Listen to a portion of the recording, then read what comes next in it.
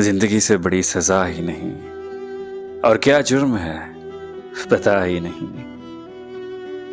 कितने हिस्सों में बट गया हूं मैं, मेरे हिस्से में कुछ बचा ही नहीं।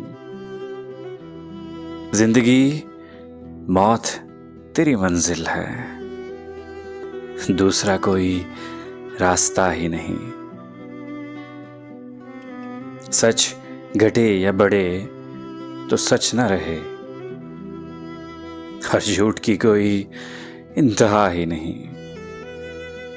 जिंदगी अब बता कहाँ जाए, जहर बाजार में मिला ही नहीं।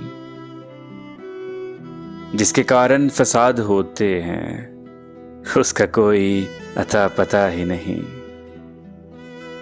चाहे सोने के फ्रेम में जड़ दो, आईना झूठ बोलता ही नहीं।